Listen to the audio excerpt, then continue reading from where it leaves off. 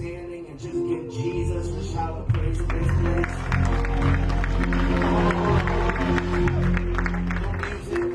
I didn't say clap. I said give Jesus a shout of praise. Amen. Of victory. A lot of us are asked, not praising God, we're clapping. Lift up your hands, open up your mouth, and give Jesus a shout of victory in this place. Amen. You see, I know some of y'all don't know how to pray.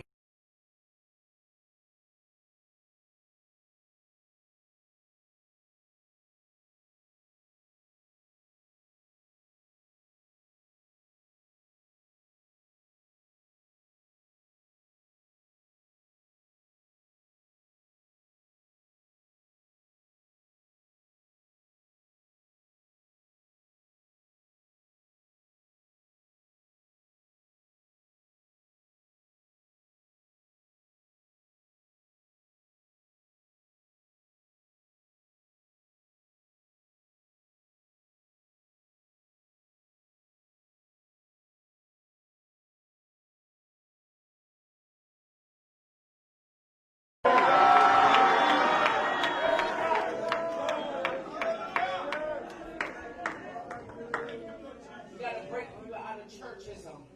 Sit down, you may be seated. I'm glad to be here. This is, like I told everyone, I came from Houston late last night preaching. You guys are kind of making me regret that I came back. They wanted me to stay longer. But y'all ain't giving me no help, so I should have stayed in Houston. I need y'all to help me. Are y'all going to push me? All right, let's go.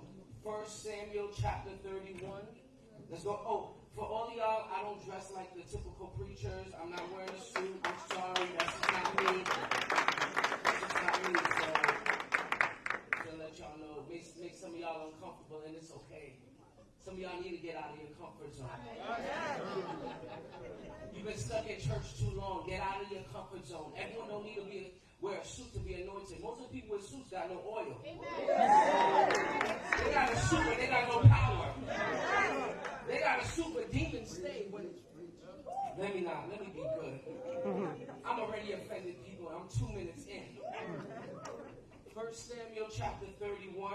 I'm going to just read a couple of verses. I promise I won't be long.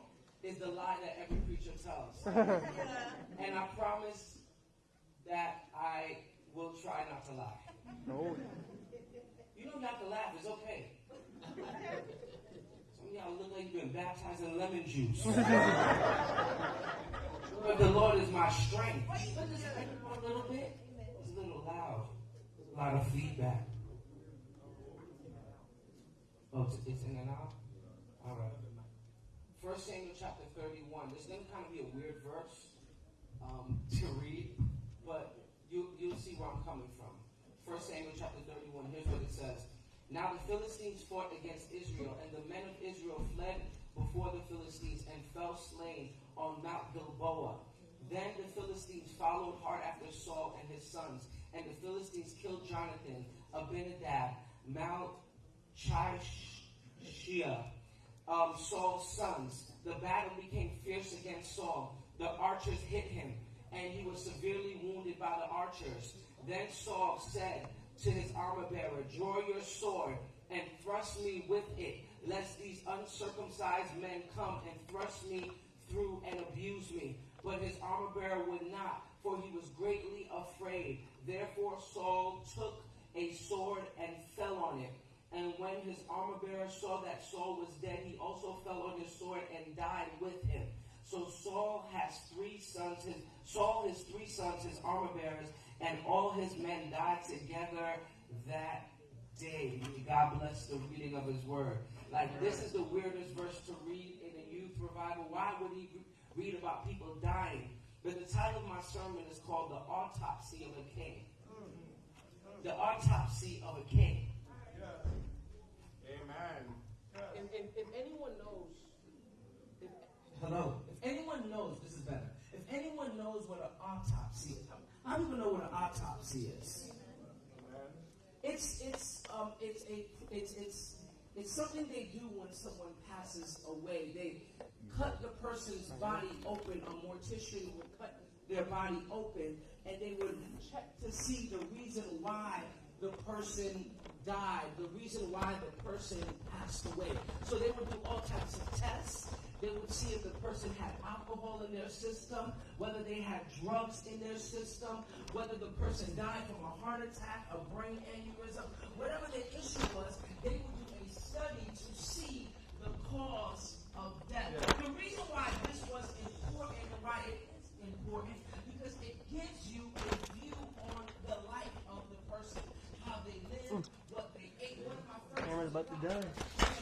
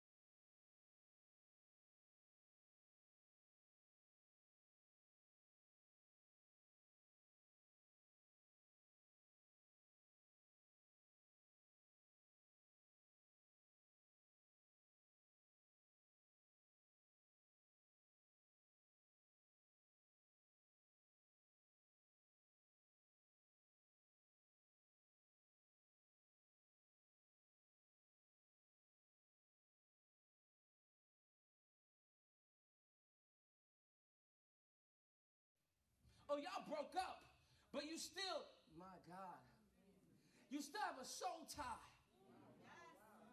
You're still in bondage to things that happen. You still have an is that what they call it now? An entanglement. An entanglement is just a fancy word that I'm tied to this person and I can't get out. And you know it ain't going to take counseling to get you out of it. You need to go to the face of God and say, Lord, I'm in bondage and I need deliverance. I'm in bondage and I need you to change me. I'm in bondage and I need you to shift this. Oh, I feel tonight the Holy Ghost is about to break some people free from some sin that's been holding you, entangling you, binding you, keeping you held back. Tonight is your night of freedom, your night of victory, your night to step into your calling, your night not to hide from what God's placed on the inside of you. Amen, amen, amen. Saul was a hider. Amen, amen. His natural proclivity was to hide. His natural inclination was to hide. In 1 Samuel chapter 13, the nation is in war. They're fighting against the Philistines. And you know what Saul is doing? He's hiding under a tree with the rest of the men. But you're a king. Oh my God. But you're a king. Why are you hiding? And you're like, oh, that's Saul. Saul's a king. The Bible calls you a king and a priest before the Lord. Oh, I'm not a king. Yes, you are. Revelation 5 says that you're a king. You know, that's why I don't let people talk to me anyway, treat me anyway, because I'm a king. All right, some of y'all slaves. I'm not a slave to sin. I'm a king. He called me a king. When you have king, you have authority. When you're a king, you have power. When you're a king, you speak things, and things begin to change. That's why, as a king, I prophesy my future, and I let God bring me into it. As a king, I speak things that be not as though they were. As a king, I use the word of God as a weapon to speak life into situations. Amen, amen, amen, amen. Speak life. Women, it's okay. You're a king too. You're not a king because of gender. You're a king because of position. This ain't a gender thing. This is a position thing. That means you sit on the throne and you make judgments about things, and things have to shift. You know why things haven't shifted? Because you're sitting on the throne and you're speaking death over your situation. Amen. You say stuff like, I ain't got no money in the bank. Oh, of course, you're going to still be broke. Oh, I never say I ain't got no money in the bank, I'm broke. Those words don't come out of my mouth. Life and death is in the power of my tongue. Oh, I'm going to speak wealth and riches are in my house. The blessing of the Lord makes me rich and adds no sorrows to me. Some of y'all need to start confessing the word.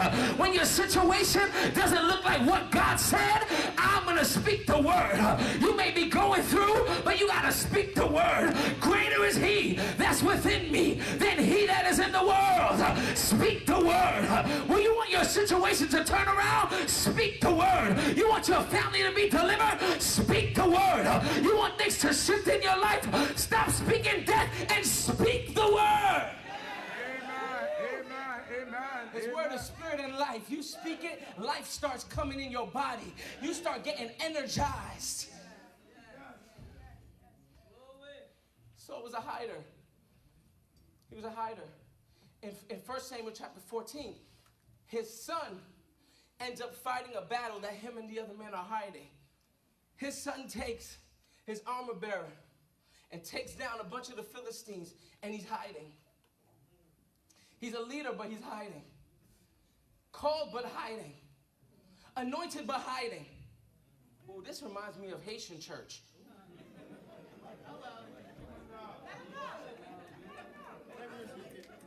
Here's what I'm going to say. The most anointed people are always the ones hiding. But tonight, God's calling you out.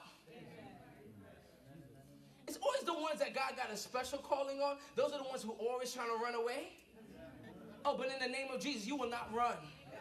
Tonight, the Holy Ghost it's like a Holy Ghost lasso tonight. You thought you ran, but the farther you ran is the more he's going to pull you.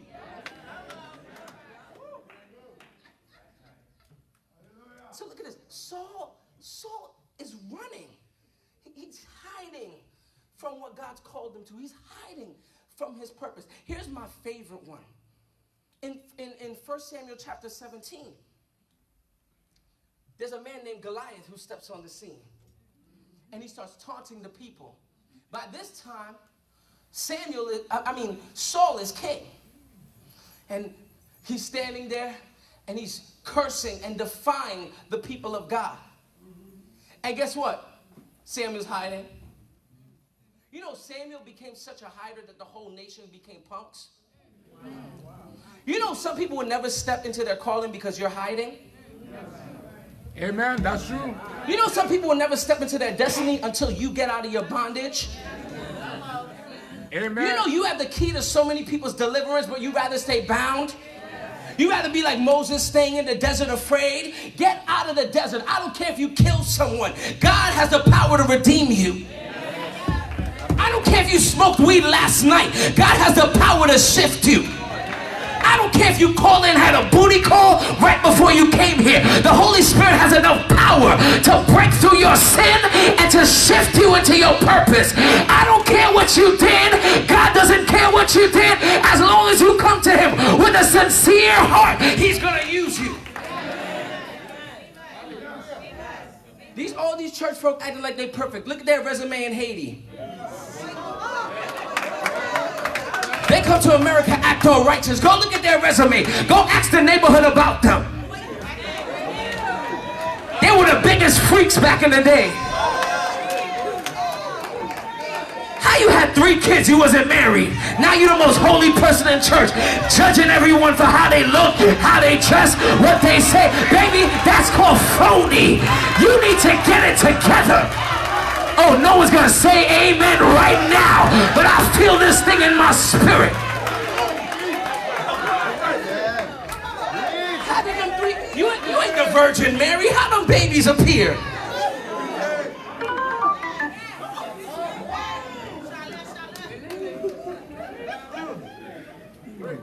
That's the meanest person in church too.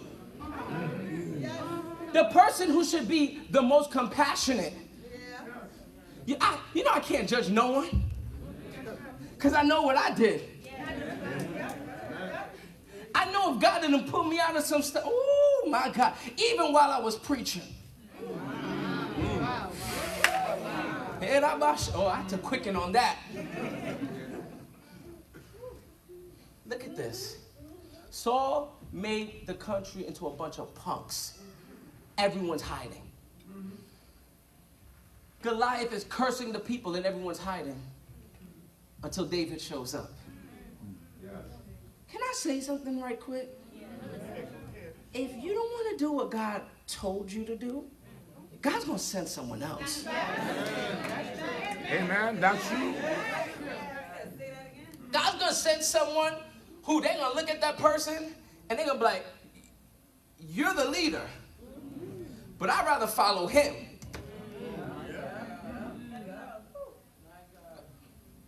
You're the one everyone said, but he's the one who's really anointed. Hiding. You know when you hide, all you do is that you yield to the nature of Adam. Adam was the original hider.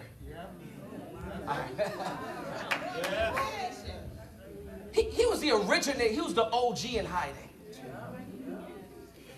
Young people, you see what I'm saying? He's the OG in hiding. He sins, and he's bad at hiding. Hallelujah. Some of y'all think you're good. Ooh, yeah, I'm sleeping around. No one in the church knows. They know. Oh, the Holy Ghost knows. Some of y'all think you got a PhD in hiding. No, I can see right through you, baby. Clear as day. Clear as day.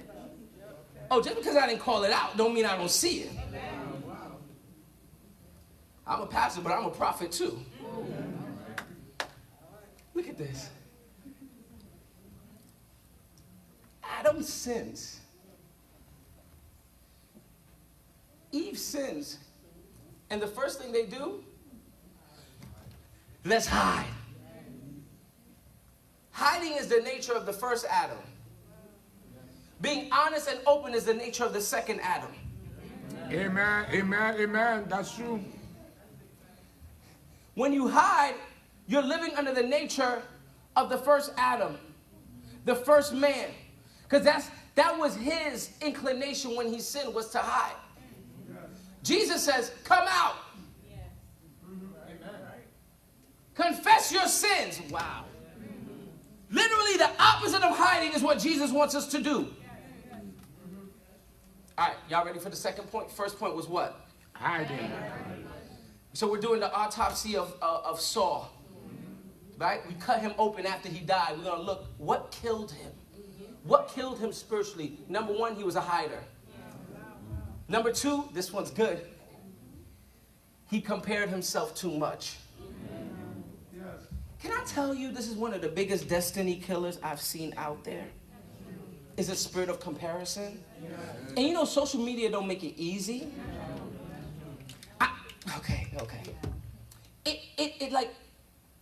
We have been completely manipulated by people who have money as their number one agenda. They have a monetary agenda to manipulate us to buy things, to look a certain way, to talk a certain way. They fix the algorithms in a way that if you look at something for more than 10 seconds, it will invade your timeline.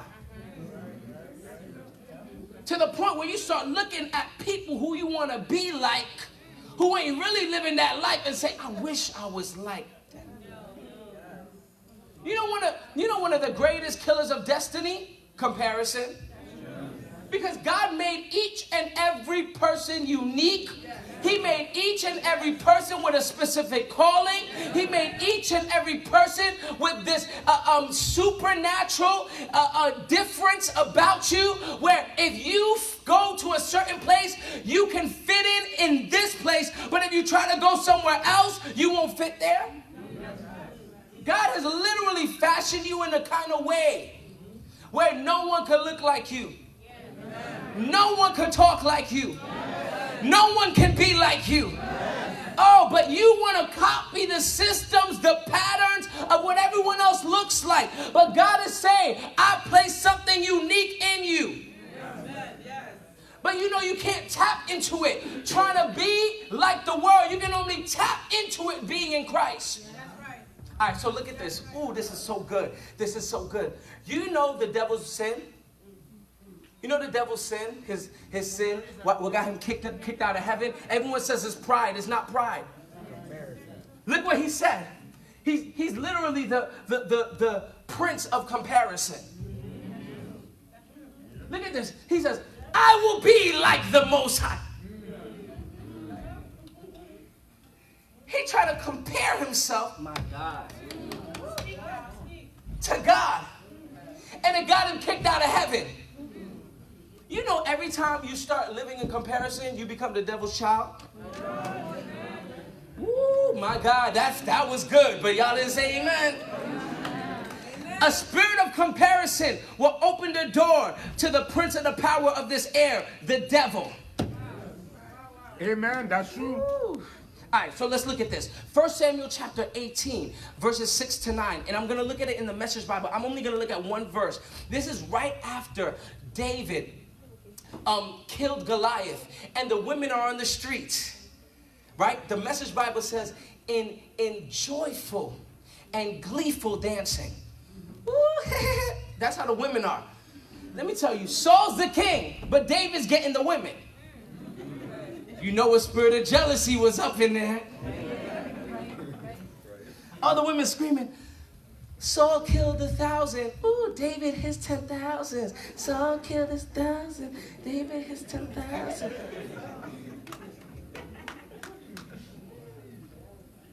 Saul is like, what? But I'm the king.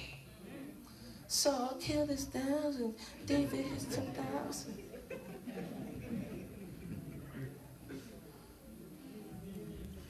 And you know what the Bible says? From that day forward, Saul kept his eyes on David. He didn't keep his eyes on his assignment. He didn't keep his eyes on his calling. He didn't keep his eyes on his purpose. He didn't keep his eyes on his family. Amen, amen. You know, comparison will make you lose your family. You know, comparison will make you lose a relationship because you're looking at someone else's relationship thinking the grass is greener on the other side when things are actually a mess. The grass ain't greener on the other side. The grass is greener where you keep it. Ooh, this is good. The grass ain't greener on the other side. You just don't take care of your field. Right, that's right. Amen. That's true. Come on, y'all. Pastor's helping me preach, y'all ain't.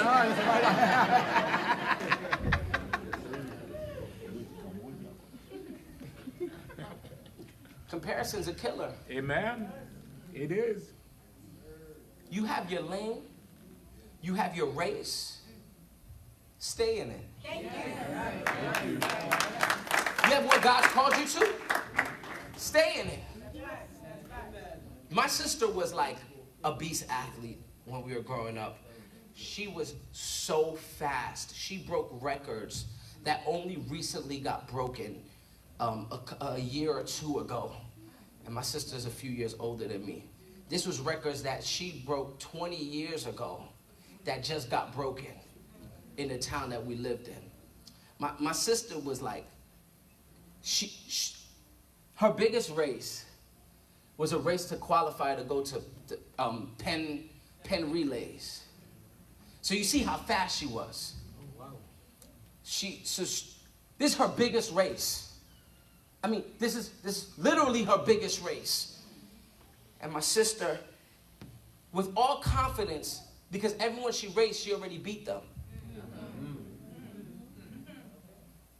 But confidence will only take you so far if you're still dealing with comparison. Amen. That's true. That's true. So they get ready. On your mark. Get set. Go. My sister's running. First place. She's killing it. I think she ran to 200. She's killing it. There's a girl who starts gaining on her. Can I tell you what you don't do in track?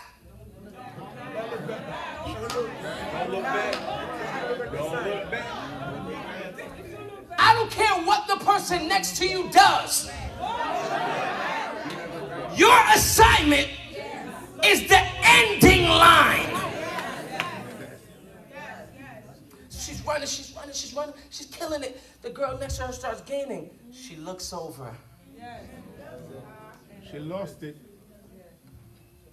She went from first place to fourth place and ends up not qualifying for pen relays because she had a lane, she had an assignment, but she was looking at what someone else. You know, some of you are missing your assignment and your calling and your goals because you focus on what everyone else is doing. I hear the Spirit of God saying, now is the moment I want to get your attention. I want to get your eyes off everything else except for me. I am the author and the finisher of your faith. If you want to finish this race well, look at me as your example. Don't look at people. Don't look at programs. Don't look at protocol. Don't look at churchism. If you want to finish this race, Jesus will give you the answer, the keys, the strategy, the wisdom, the strength to finish strong. Young people, I don't care what everyone else is doing. I'm going to keep my feet flat-footed and firm. I'm going to turn my face like flint and say, God, whatever you want to do with me, you can do it. However you want to use me, you can use me. However you want to speak to me, you can speak to me. Someone in here, open up your mouth and shout.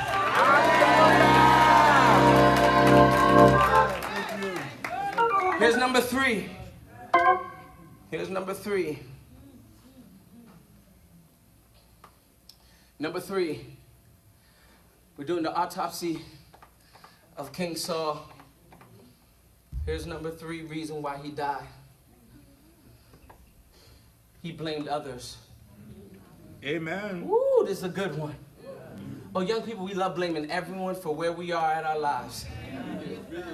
If my parents would have just. When are you going to get over your parents not doing everything right? Some of y'all need healing from this. Oh, well, you know, if my dad was around, then, you know what? You need to shake that off. Ooh, I knew they wasn't going to like me on this. We blame everyone. What was the teacher's fault? It ain't the teacher's fault. You're lazy. You failed because you didn't study. We love blaming everyone. Oh, it's this person's fault. Why? You know, Saul was the number one at blaming. He blamed everyone. He got so mad, he blamed his own son. Jonathan, you're the reason why my kingdom's in trouble, because you're keeping David alive. He got so mad, he blamed everyone. He blamed David. David, it's your fault why things ain't working out. Then he blamed Samuel. Samuel, it's your fault. Then here's the ultimate thing he did, is he blamed the people. Instead of taking ownership for his life, he blamed everyone else for why he was failing.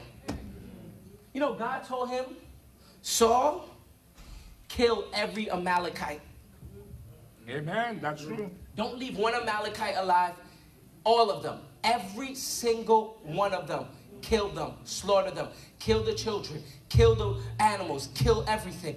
Don't leave one behind. You know what he says? When Samuel comes and confronts him in 1 Samuel chapter 15?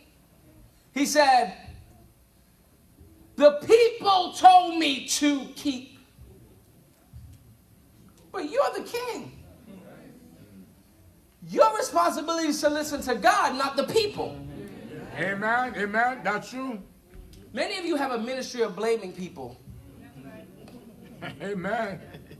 Come Man, on, if that person just, I would have made money. Oh man, if my boss wasn't. You know, I'm never going to blame people for why I succeed or why I fail. I'm taking the onus on me.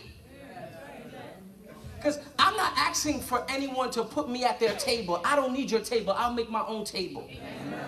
Okay, 3 people said amen. I don't need your 9-to-5 job. I'll create my own business.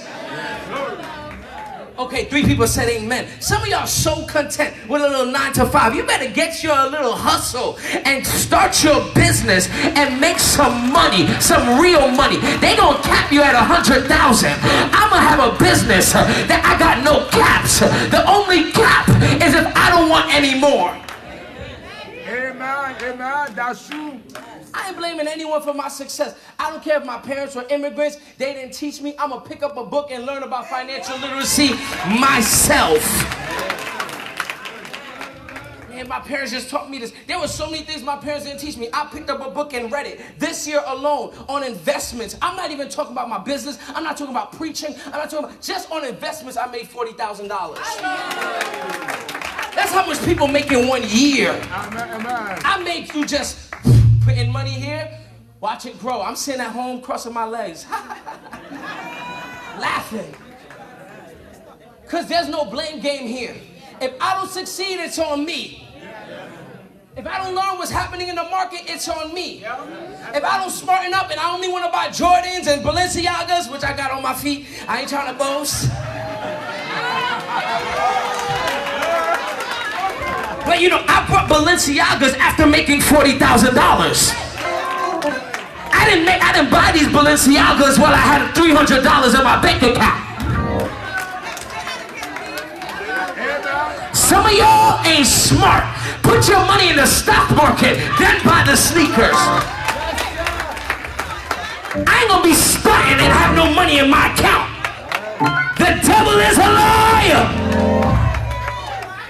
These broke saints, not me, baby. Not me. And you know, my money don't come from church people, because church people could be a little cheap. Oh, especially you preach at Haitian churches, you'll be broke your whole entire little life. American churches do a lot better. Caucasian churches do a lot better. Haitian churches, you preach at, you'll be broke. Like broke. Amen. That's true. Amen. Like broke. Like not be able to pay your bills broke. Oh, I've been there. Thank God I'm delivered. Amen. Woo, I knew y'all was gonna get tight in here. I can feel it.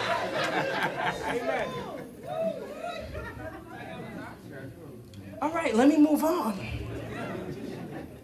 You gotta stop blaming everyone for where you're not where you supposed to be in life. You know, Adam sinned, and then when God confronts him, first of all, he's hiding, and God's like, get out, I know you're hiding, stop it, stop the nonsense. And then he asks him a question. He's like, yeah, what happened? It was the woman. It was her fault. Never be with a man that blames you for everything that goes wrong. Oh my God, where are the women in here? You know he's the wrong guy if he's always blaming you. You get lost, he's blaming you. Something goes wrong, he's blaming you. If a man cannot take onus for stuff, then he's still operating under the first Adam. Man, I went to this restaurant because you said, then be a man and speak up and say, we shouldn't go here, we should go there. Amen. Stop being weak and pusillanimous. Get a backbone. Woman asks you, so babe, what do you want to do? Whatever you want to do? No! Here's what we're going to do. This is how we're going to do it. I got the strategy for us to win this year. Oh, there's nothing that turns a woman on more than that. If you are married, you want to turn your wife on, you just say, babe, this year, this is what we're going to do, and it's going to make us millionaires this year.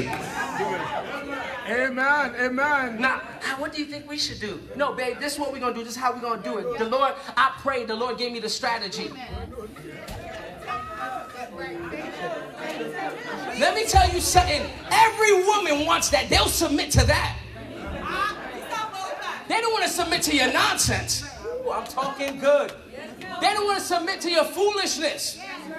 They don't want to submit to... Okay. All right, can I move on? So, Adam blames Eve.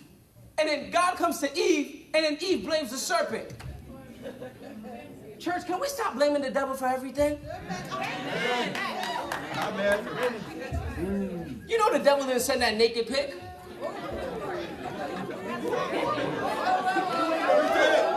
Oh, it's getting tight in here. I knew.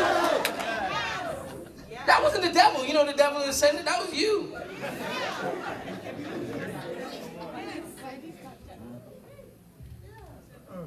We gotta stop the blame game. All right.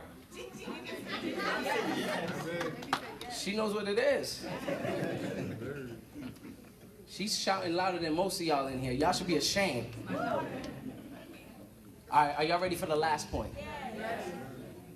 Maybe I shouldn't say it because y'all don't sound right. How many people are ready for the last point? Some of y'all sleeping on me. I'm about to wake y'all up. If you're in the front row and you sleep again, I promise I'm gonna wake you up. I was nice this morning because it was my first time, and I didn't want y'all not to like me. Some of y'all probably don't like me. I still don't care. But I don't want y'all to not like me more, so I was like, I ain't gonna wake no one up. But if you're on the first row and you are sleeping, go to the back, switch your seat with someone who's excited to hear the word. You don't understand how it is as a preacher, and you're looking at the first row, and everyone's looking at you like this. You literally want to just take the mic and throw it right at them. Wake them up. Wake them up. And injure them in Jesus' name. You could tell I'm delivered, but I'm not delivered. I'm still working on me. All right, my last point. And the fourth point. This is what killed Saul. You know, this last thing I'm going to read, it kills more people than heart disease. It kills more people than high blood pressure. It kills more people than strokes. It kills more people than corona. It kills more people than pre-existing conditions. It kills more people than any disease. My last point is, Saul never repented.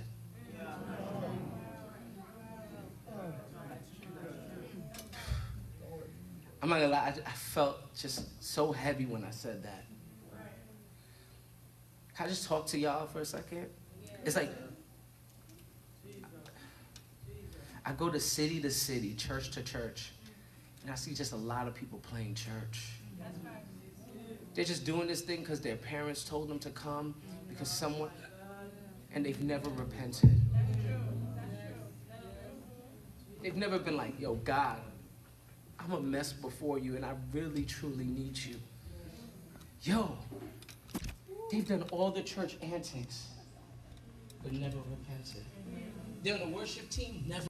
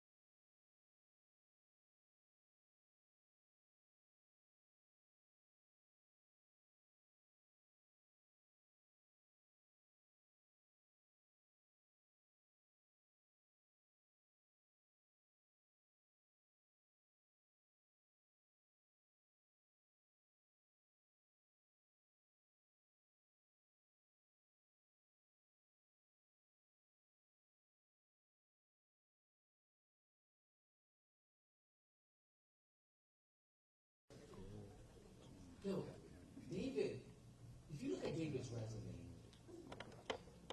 David had a much worse resume than Saul. My man slept with a man's wife while he was fighting in David's war. Then David tried to cover it up, get the man drunk so that he could sleep with his wife, so that he could tell that David got his wife pregnant. Then after the man went and sleep with his wife, David said, yo, put him on the front line of battle and kill him. David's a shady man. And guess what? God looks at Saul, and God looks at David, and says, Saul, you're rejected. David, you're accepted. What was the difference? David's sin was worse, but David repented.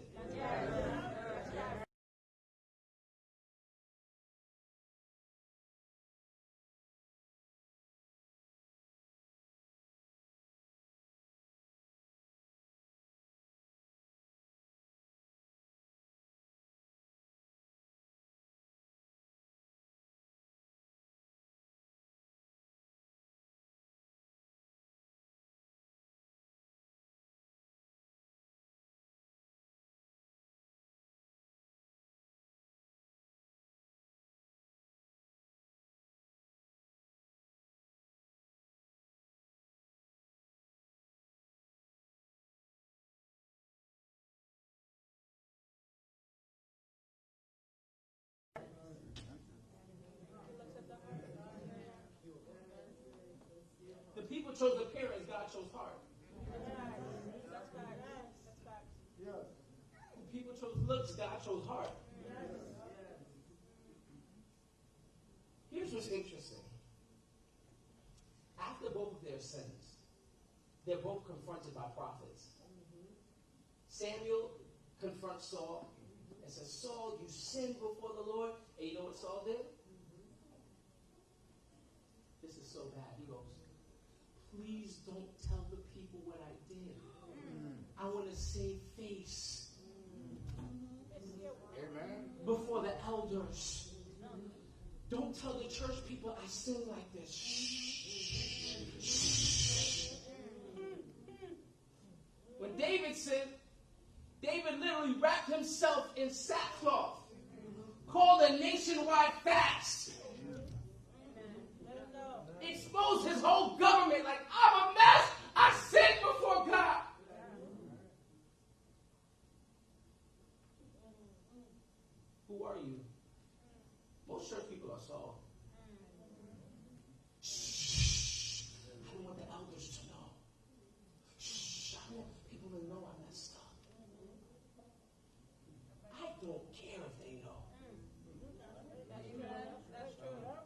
don't pay my bills. Okay. They're not the one who ensures my salvation. That's right. Amen. I don't care what they think about me. If they don't like me, God likes me. Amen. But David sinned, and he repented. In Psalm 51, you know what he said? Give unto me a clean heart, O God, and renew a right spirit. When Saul sinned, you know what he said? Don't take the kingdom away from me. I still want to be a praise and worship leader. I still want to preach. Worried about stuff. Two different types of people. One never repented. Came to church but never repented. Did the religious stuff but never repented. Alright. Here's my last thing. I just work at this insurance company. You guys probably don't know it here because it's in New York. And it was a terrible job. I thank God I don't work for people no more. Thank you, Jesus. It was called Metro Plus. And one of my responsibilities at Metro Plus was to look through the resumes. So, resumes are very interesting. Are y'all still with me? Yes. I see y'all talking in the back. Can y'all stop talking in the back? If you want to talk, you can get the mic and preach. Okay. If you feel like you can do this better than I can do it, then I'll give you the mic any day and let you preach. Y'all ready? You want the mic in the right? Oh, okay. I'll give it to you. There's a lot of people who preach better than me. It's just common courtesy. Amen? Amen. I worked at Metro Plus. This is the type of stuff we got to get in order in the Haitian church. We're out of order in a lot of ways. A disrespect and a disregard for the word of the Lord. I mean, go to American churches. It ain't like that. That's true. I preach around the nation. I know what I'm talking about. I preached at hundreds of Haitian churches in my lifetime. I know what I'm talking about.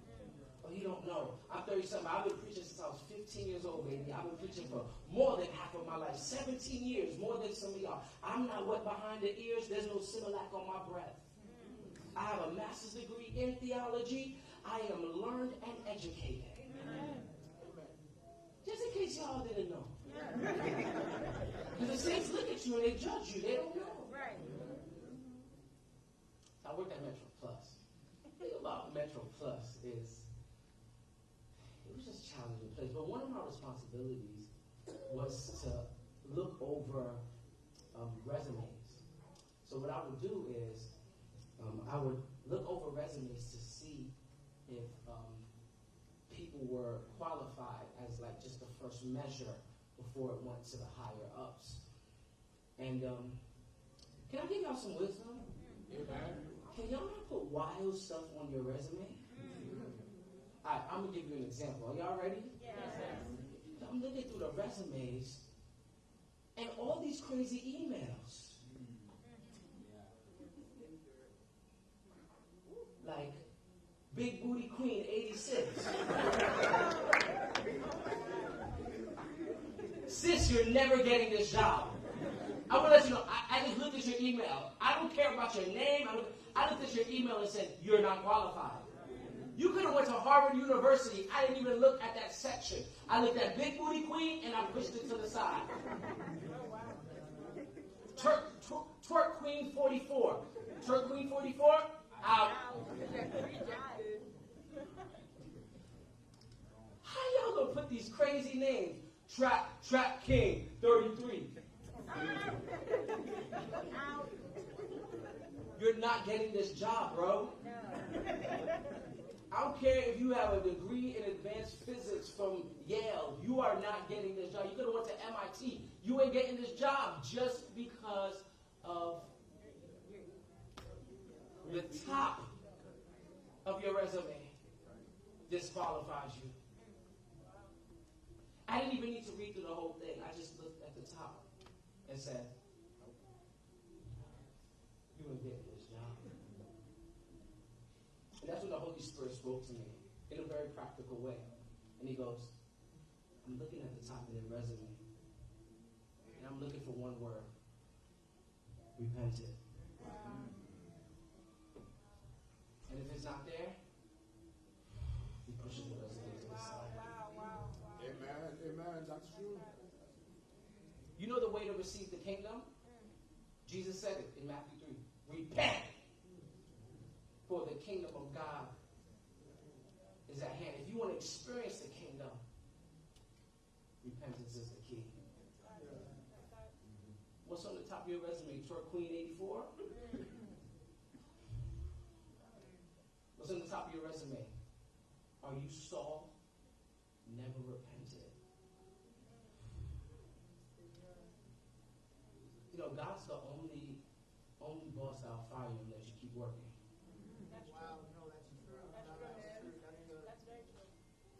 Saul got fired in 1 Samuel chapter 15.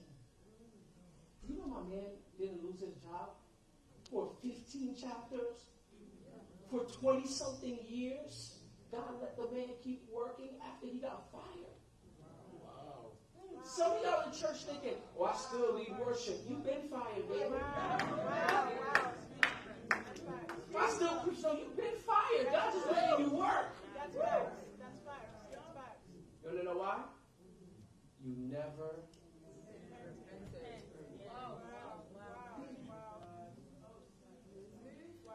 So we went through all of Saul's life. Let's go to the end. Saul is in a war with the Philistines. Well, not the Philistines. He's in a fight with the Philistines and the Amalekites.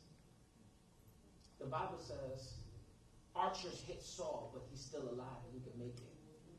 He looks at his armor bearer and he goes, can y'all just stick with me for one more minute? Yeah.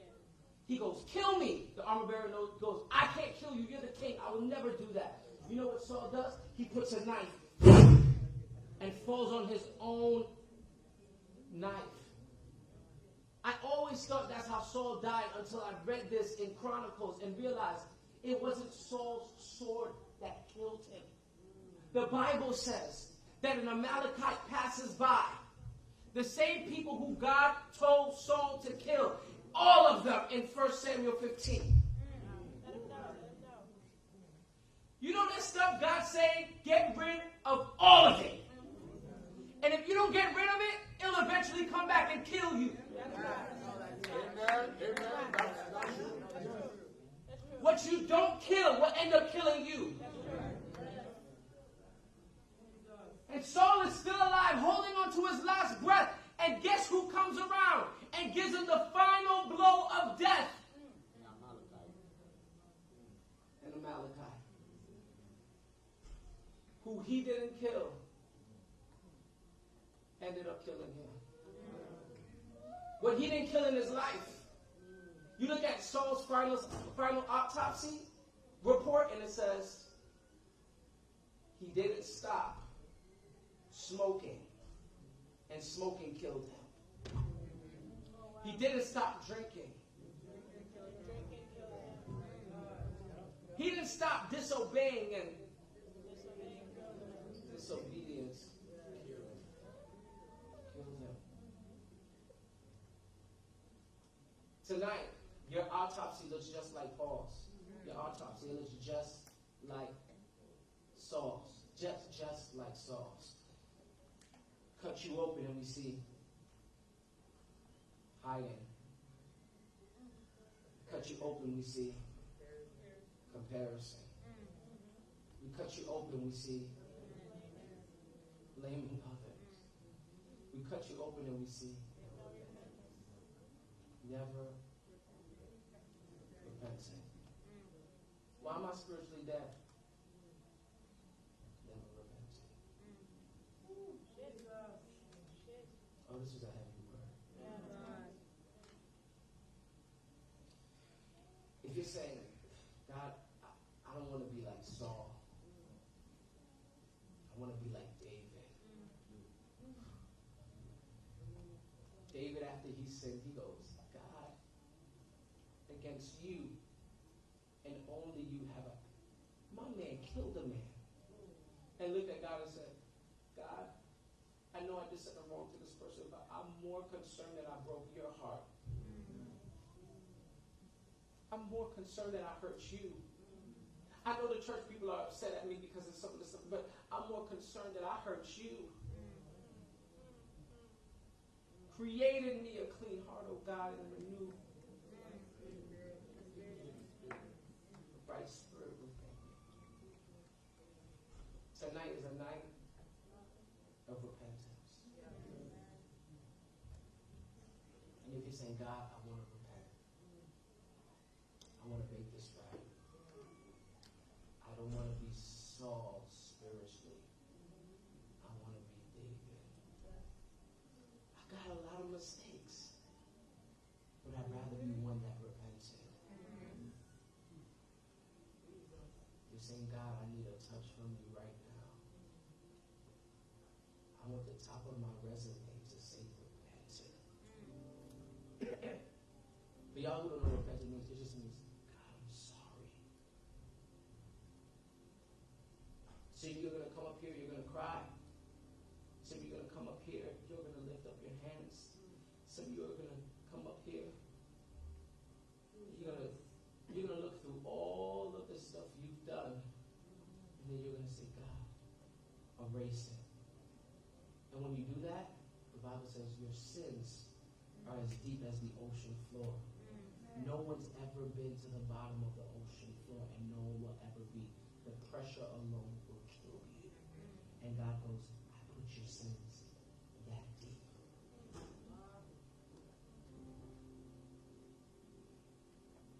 You say, God, I want to repent.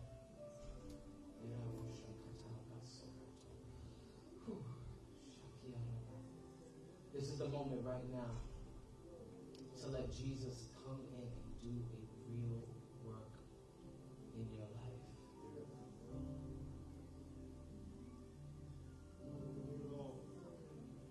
Let's all stand to our feet. Come on, quickly.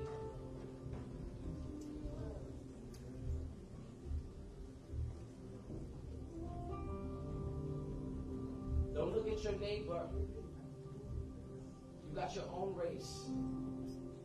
You're saying, God, I need you to touch me. I want you to come up to this altar. Heaven, Jesus. It's not a call for salvation. This is a call to say, God, because I know all the other church kids. This is a call to say, God, bring me back to that place with you.